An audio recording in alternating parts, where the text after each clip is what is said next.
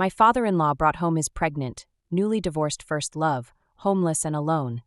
Yet my husband cared even more than Dad did. He abandoned me in the delivery room mid-labor just to make sure that houseguest took her vitamins on time, all because she was the goddess senpai he'd never managed to catch back in college. I slapped the divorce petition across his face.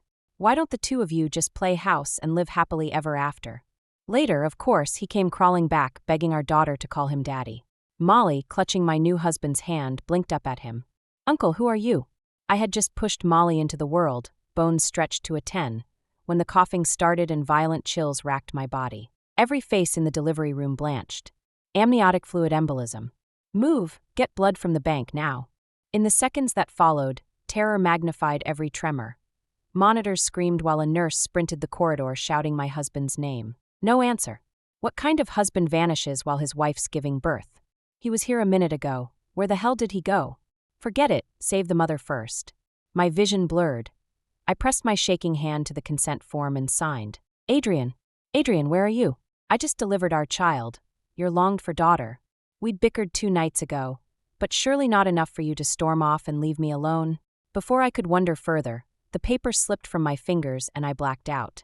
When I opened my eyes again, I saw not the king of hell, but the hospital ceiling. Thank heaven, the doctors had tugged me back from the brink. Still, Adrian never appeared.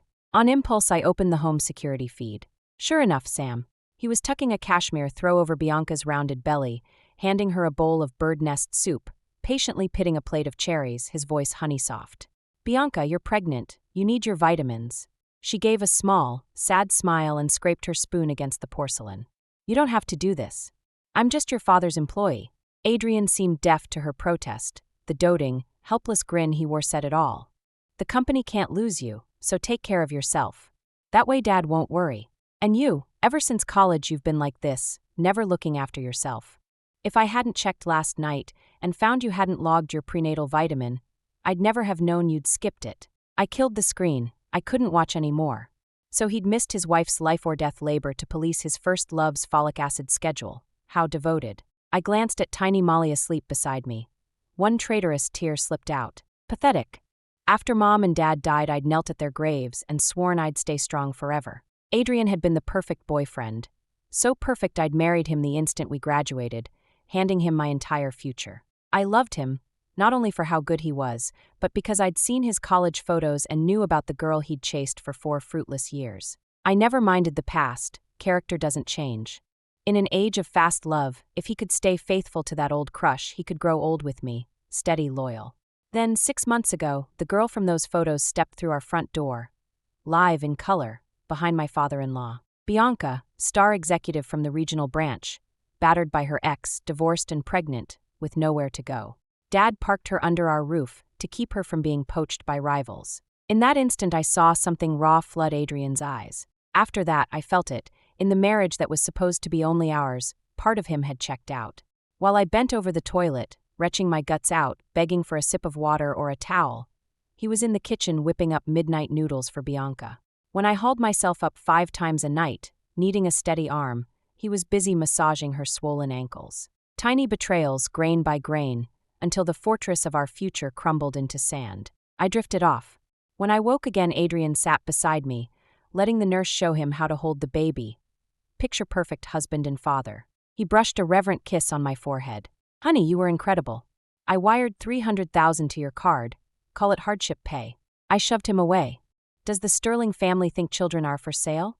When Bianca delivers, how fat will her cash gift be? His face darkened, realizing he flipped the accusation back at me. "You're tracking me? Spying on our security feed. So I went home to help Bianca. So what? She's Dad's top talent, he's abroad. Someone has to look after her. 2 pregnant women under one roof. I'm run ragged, and you still complain. When will you ever think about me?" He shouted so loudly the nurse poked her head in and asked for quiet. I shut my eyes in despair. Why couldn't Adrian understand? I never wanted money. I wanted his whole heart. In marriage, a wandering heart is already unfaithful. "Adrian, let's divorce. Molly comes with me, the assets stay with you.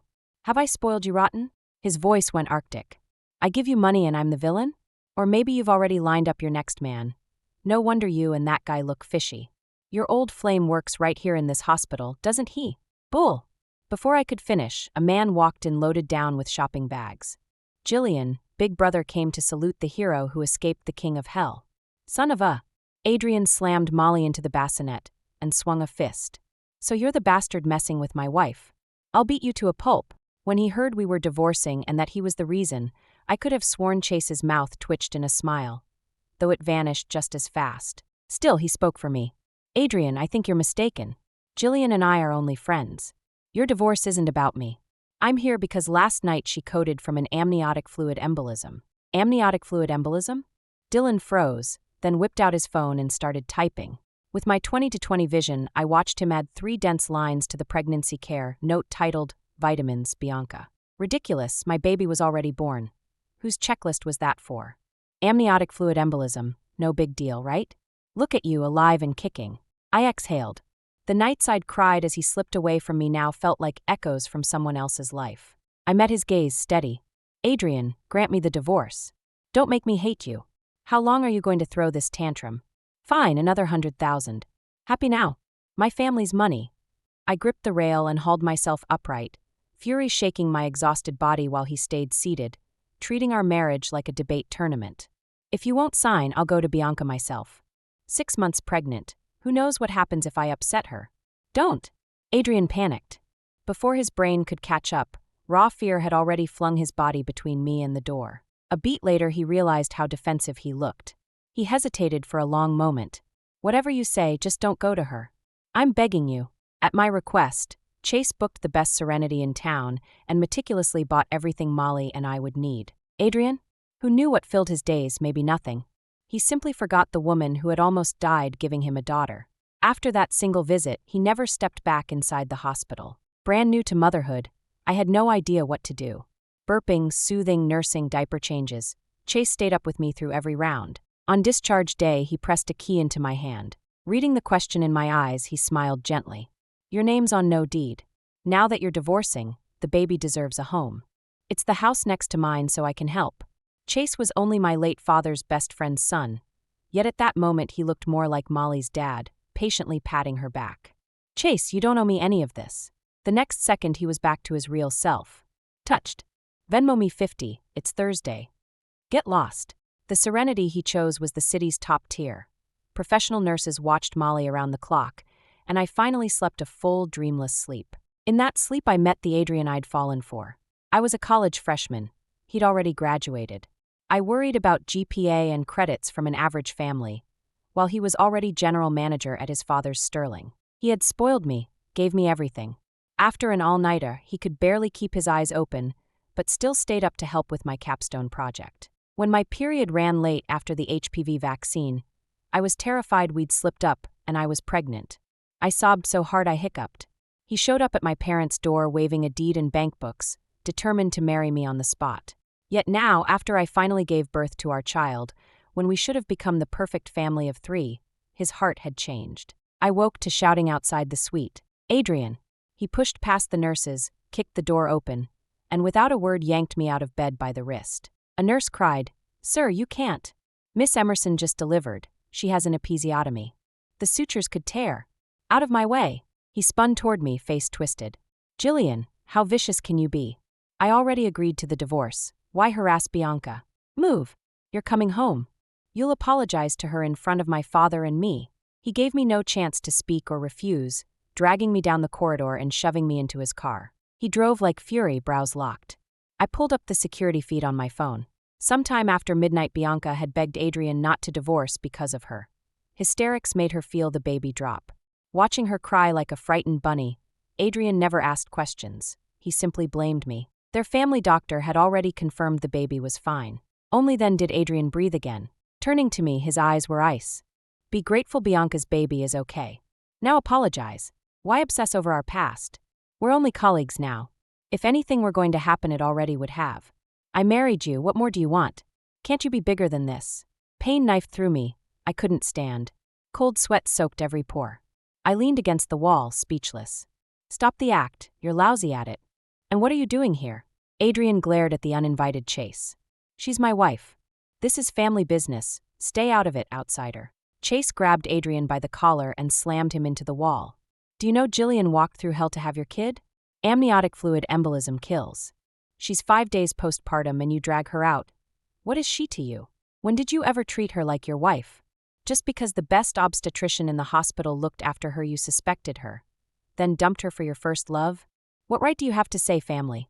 I'm getting her the best divorce lawyer. She'll get half the assets and you won't lay a finger on that baby. I'm so sorry, please don't misunderstand, Bianca called from the hallway, clutching her belly.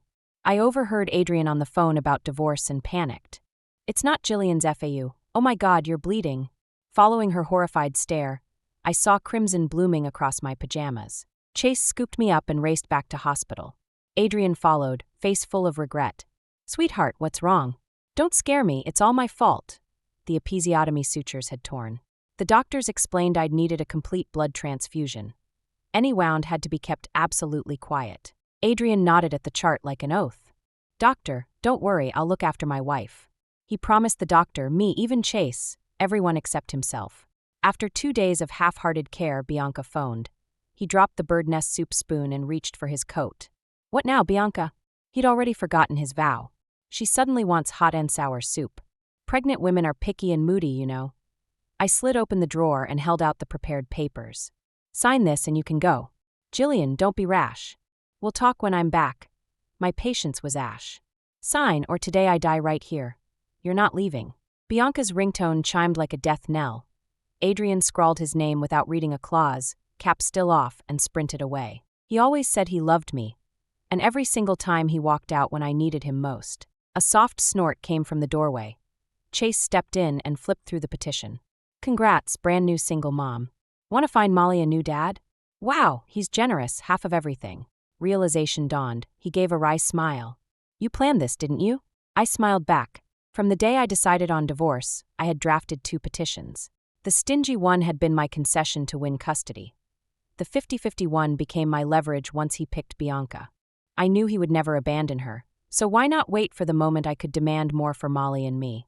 People say a wife should focus on her husband's wallet instead of counting favors. When you're young, you laugh. Marriage is a sparkling ocean for love's ship to sail. Now I understand. People change, ships sink, but cash and real estate stay loyally in your hand. I gazed at the bright daylight outside, then turned to Chase, whose worry lined his face, and smiled. You've known me for years. Do you really still not get it? If I'm brave enough to ante up, I'm brave enough to fold and walk away. This marriage game? I'm done playing it with him.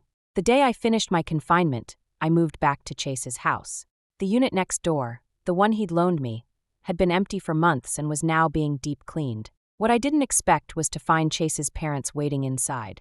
The moment they heard I'd divorced, they panicked, drove up from Southport overnight, and announced they were staying to help with the baby. Jillian, your uncle and I watched you grow up. Your dad was his best friend. Gone too soon, we've long considered you our own daughter and Molly our real granddaughter. I smiled hard and hid the tears behind it. While married to Adrian, I'd buried myself in Sterling family trivia and quit visiting them. When their own accident happened, Chase's parents were the ones who went to the morgue for me. I drowned in Adrian's honeyed words and found no time to repay the people who truly loved me. Watching them coax Molly between delighted grins while heaping food into my bowl, I felt my heart melt into a puddle. My former father-in-law was a traditionalist who enforced silence at meals. The Sterling dining table had never known the easy give and take of chopsticks or cheerful small talk. This felt like a home. The paperwork was finished within days. My share of the assets hit my account almost immediately. Adrian called several times asking to meet. I refused every one. Can't help it. Now everyone in the house, not just Molly, clings to me like Velcro. Chase keeps claiming he's exhausted. Playing with Molly is his decompression. The second he's off shift, he charges into the nursery.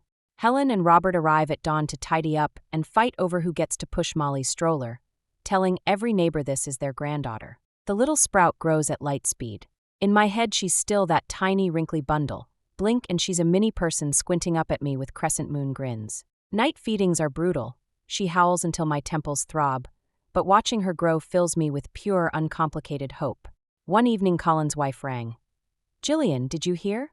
Bianca delivered. The woman's a machine, negotiated a deal between contractions. Your ex-father-in-law was so moved he's gifting her head office shares and a board seat. You two better lawyer up, or that fortune lands in outsider pockets. Talking about the Sterlings now felt like discussing strangers. Thanks for the heads up, Morgan, but Adrian and I are divorced. Huh. Colin cut in. At dinner 2 nights ago, Adrian swore he's taking you to Hawaii. Said he owes you years of amends. I was still processing when, stroller in hand, I ran into Adrian at Riverside, exactly where he'd decided to wait for me. He was dressed to impress, cradling an enormous bouquet. How did you know I'd be here? I asked, stunned. He chuckled, eyes sparkling. I gave you plenty of money. You're not about to job hunt. Your routine's child's play. My assistant tracked your card. I gaped. You investigated me? Who am I to you, an employee, a chauffeur? Ever heard of respect? Shoppers had begun to slow, whispering theories about the makeup-free woman with the baby and the polished man on one knee. He waved my words away. Enough negativity. Today's our reunion. Adrian looked up, dropped to one knee, and thrust the flowers toward me. Jillian, I love you. Bianca's delivered and returned to work. My duty is done. From now on, I'll help raise your daughter. Say yes. Let's start over. The crowd, thinking they'd wandered into a rom-com, clapped and chanted. Say yes, say yes, say yes. Jillian, I know you're proud, but with all these witnesses singing our song, can't you admit the truth? You still love me, come home. Suddenly Molly, strapped to my hip, erupted in sneezes. Snot ran toward her mouth as scarlet hives crawled across her cheeks. Only then did I spot the lilies braided through the bouquet. Adrian, are you insane? My fingers shook over the emergency dial. Molly's allergic, especially to lilies. Sorry. He flung the flowers aside. I didn't know. Watching the rash creep toward her scalp, I wanted to sprout wings to the ER. He chased me, still apologizing, and caught my wrist while I hailed a cab. I really didn't, Jillian. It's not my fault, forgive me. I slapped him so hard his head snapped. Back off. She could go into anaphylactic shock. You know nothing. The day she was born you were babysitting Bianca. 4 months and you've never spent a single night with her. How dare you propose now? How dare you waste breath on proposals while she can't breathe? If anything happens, I'll drag you to hell myself. I must have looked demonic. He let go instantly. Fortunately, the doctors acted fast. Molly slept peacefully in my arms. Adrian arrived moments later, exhaling relief. See, shock is dramatic. Babies are delicate, she's lively as ever. Now we can discuss us. Chase burst in, ortho badge still swinging, hair plastered to his forehead. Is Molly okay? Spotting Adrian, he straightened, instantly cool. She's asleep. Haha, lucky me. If she were awake, she'd be clawing at me for cuddles. Mom made your favorite, pan-seared beef with asparagus. Dinner's waiting. Adrian stared. Mom. Home. Jillian, what's going on? I ignored him, rose, and asked Chase softly, shift over? He nodded. I turned back to Adrian. You love intel. Dig it up yourself. Come on, Jillian. He glanced from me to Chase and rubbed his temples. I wrote you a generous check, and you're settling for some broke resident? Cute ploy to make me jealous. You women and your theatrics. I apologized. Stop punishing yourself. Dad adores you, don't disappoint him. What you paid was merely what you owed. We ended. Each time you chose Bianca and walked away. I took Chase's hand and walked out. Back home, Adrian's messages pinged nonstop. I know you never wanted the divorce, so why won't we just start over? We've been together 6 years, 6 whole years. You loved me so much. How could you possibly be with someone else? Looking after Bianca is for my dad's sake. If anything goes wrong and it hits the press, his reputation is finished. I promise you I won't cross any lines with her again, okay? The messages were so dense I couldn't keep up, so I muted Adrian altogether. Chase leaned over, set a plate of sliced kiwi in front of me, and scooped Molly into his arms. The tiny bundle that had been fussing in my lap went instantly quiet in his hold, gumming her pacifier and staring up at him like he hung the moon. Pure adoration. No wonder the sales clerk had assumed Chase was Molly's dad when we shopped together. I'm off this weekend. Why don't we drive down to Southport? It was the hometown Chase and I shared. I was thinking Molly should meet her grandparents, he added. I went still. He hesitated. Sorry. Yesterday you fell asleep looking at your parents' photo. When I moved your phone, I saw it. But I didn't scroll, I swear. I stood and wrapped my arms around him. Morgan, for every good thing you do for me. When I'd decided to marry Adrian, Mom and Dad had worried the distance was too great. I'd tossed my braid, cheeks puffed in defiance. Travel's so easy now, just a few hours. I'll visit all the time. Yet once I was married, either some cousin needed help or Adrian and his father needed household backup. Now Molly was too little to leave. My youth trickled away, and the energy to shuttle back and forth vanished. In the end, I did go south with Chase and Molly.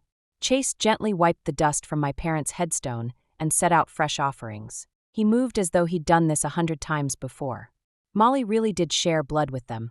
She lay quietly in the stroller, studying their photos on the stone while chewing her pacifier, not a single cry. I talked and talked until tears sheeted my face. Chase listened, then handed me a tissue.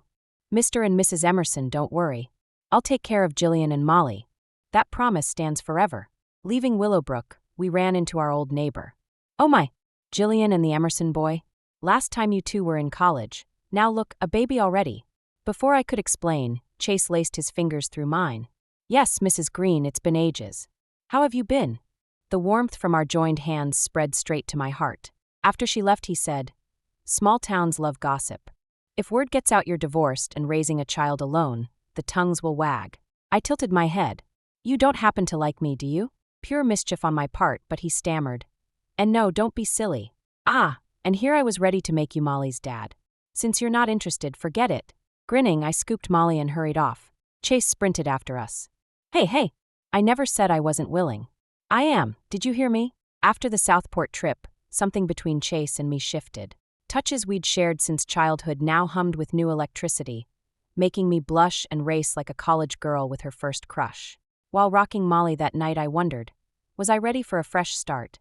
A sudden knock echoed, slurred shouts riding at Adrian. Colin stood there, propping up a drunk Adrian, apology written on his face. "Sorry, Jillian. He got wasted and insisted on coming. Nothing I said could stop him. What happened? Why so much booze?" Colin lowered his voice. "Sterling mess. His dad's sick, and Bianca's been courting every board member for extra shares, scheming against the old man. Adrian's rattled. He kept calling your name in the car. You were married. Help me look after him a bit."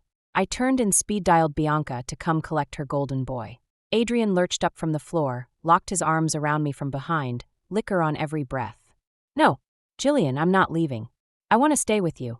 When I drank, you'd brew me honey pear tonic. Now you just toss me aside. I love you, always have. I don't want us broken. Please don't make me go." Funny, Adrian trafficking in the past. The neighbors, a young couple plus toddler, threw robes on and hustled over. At the sight of Adrian, they hauled him outside. "I'm not going. This is my wife's place. She loves me. She'd never kick me out." Chase shielded us. "Take one more step, and I'm calling the cops."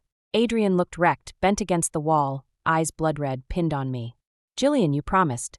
You swore you'd love me forever, never leave. You're not Jillian. My Jillian would never be this cruel." Bianca arrived fast, still in heels, hustling despite nursing. With her driver, she dragged the babbling Adrian away. Helen pulled me inside, gripping my hands, resolve in her eyes. "Jillian, if you still want your ex, tell Chase now. A mother protects her boy. I don't want him hoping in vain." "What are you saying, Mrs. Emerson? Chase loves you, has for ages. Mom's notice. Since your divorce, his smile hasn't left his face. I know you need time, but if there'll never be anything, please let him know." I stood frozen. According to Helen, the summer after our college entrance exam, Chase had planned to confess. But those 2 months I was abroad with my parents. By fall, we'd scattered to different universities, and freshman year, I was already with Adrian. No wonder one weekend he'd shown up, only to turn pale when I introduced Adrian. I'd thought it was car sickness and fetched him Dramamine. All the clues had been there. He'd simply stayed by my side quiet for years. "Mrs. Emerson." I squeezed her hand. "Don't worry. My marriage is over, utterly." After that night, Adrian stayed away. Colin texted gossip. My former father-in-law was critical, and general manager Adrian, together with shareholder Bianca, each armed with clients and connections, were clawing for shares, openly brawling in board meetings, nostalgia long dead. I ended the call without a ripple. Life now is good. Molly can say mama. I took a work-from-home customer service job, so I can keep her close. $4,000 a month, plus Adrian's support, more than covers us. We're not rich, but this is the life I want, and the woman I finally recognize in the mirror. Money shapes the world. Chase suggested we start scouting a little program for Molly early. He claimed that playing with me at home was a waste of time, and we might as well drop her off with teachers and kids her own age. Who could have guessed? Jamie wriggled free of the teacher, sobbing and shrieking for daddy. Molly is such a daddy's girl. Mr. Emerson must be a terrific father. Molly wouldn't stay, so the little plan was shelved for now. Yet my heart had already drifted to the man beside me who was bent on making her laugh. "Chase, I stopped outside the learning center. What's up? Shall we give it a try? On the way home, I ducked into a bubble tea shop. The clerk asked, "What would you like?" Chase cut in. "How did you know I've got a girlfriend now?" Childish beyond belief. When Helen heard we were officially together, she pressed her hands over her mouth in excitement, stuffed a fat cash gift into my pocket, and kept calling me sweetheart. We truly became a family, raising and adoring Molly together, throwing her first birthday bash. Days with the one I loved and our daughter felt so blissful I had all but forgotten Adrian. But he apparently hadn't forgotten me. He said he wanted to see me. It was biting cold, yet Adrian waited stubbornly downstairs. Snow piled on his shoulders and hair while he stared dully at the windows. Chase had taken Molly to a dads and kids meetup. I wrapped myself in a coat and walked down. We looked at each other in silence. Only the hush of falling snow crackled around us. "Jillian, are you really with that man?" I nodded. He lowered his head in a bitter smile. "At first my father asked me to look after Bianca. Look after being code for keep her tethered to the company, but every time she smiled at me so gently. That smile was something I'd chased all through college and never caught. Jillian, you can't imagine what it felt like. It was the deepest obsession of my golden youth. Only after we divorced did I realize what mattered most. We'd been together so long that everything had turned into reflex, my love for you included. I'd reach for you in sleep, call your name without thinking, want to share every bite of good food. Only today did I finally see my own heart. The one I truly love is you, not some ghost of campus nostalgia."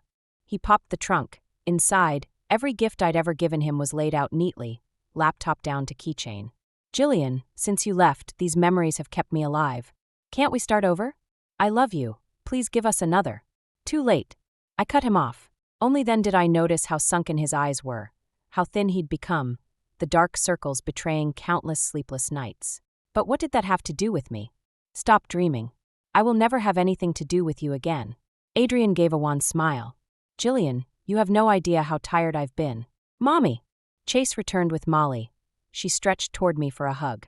Adrian's eyes glistened with tears at the sight of her. "Oh, Molly's so big. I'm Daddy, let Daddy hold you, okay?" Molly clutched Chase's neck, pouted, and eyed him warily. "Uncle, who are you? I have a daddy and a mommy." "I don't know you." Adrian's outstretched hand froze midair.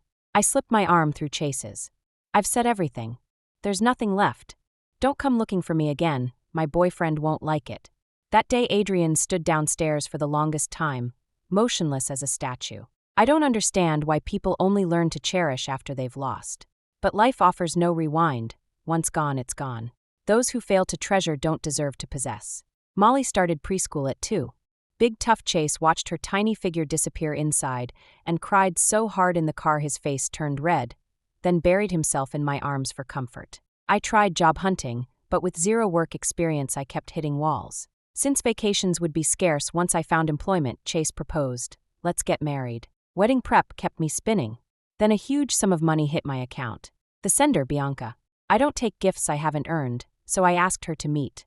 At Bluebird she sat alone, elegant and gentle as ever. I came straight to the point. "What's the money for?" "You've heard about the Sterlings, right?" She sipped her coffee unhurriedly, unruffled by the 7-figure transfer. "Richard passed 3 months ago. The company collapsed." "Ah, my condolences. This is everything Adrian got after fighting me for a year and a half. Every asset he walked away with. He asked me to give it to you before he left the Sterling estate." I frowned. "Where is he?" "He moved out, lives alone in a cramped, rundown studio apartment." Bianca met my gaze. "He's in awful shape. He'll stare at your wedding photo for hours. Last week, in a daze, he called my nanny by your name and even stuck a wig on my son, shouting Molly." "Crazy, right?" She cleared her throat. "A day as husband and wife breeds 100 days of grace. You were together for so long.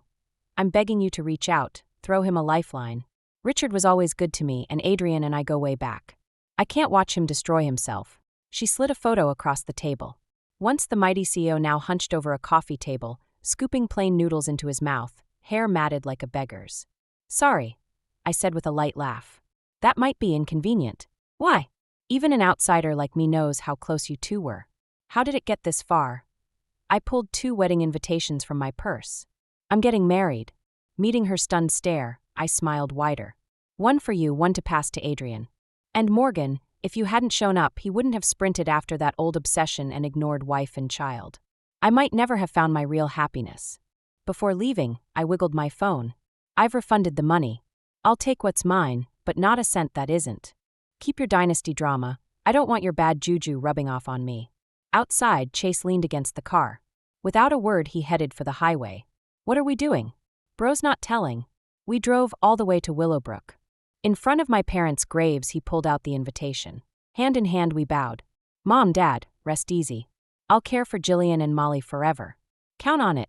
Under the setting sun, we laced our fingers tight. We will never let go, our whole lives long. Thanks for listening to today's story. On a scale of 1 to 10, how would you rate it? If you liked this video, please like and share it with friends. We'd love to hear your thoughts in the comments. Don't forget to subscribe for more great stories. See you next time.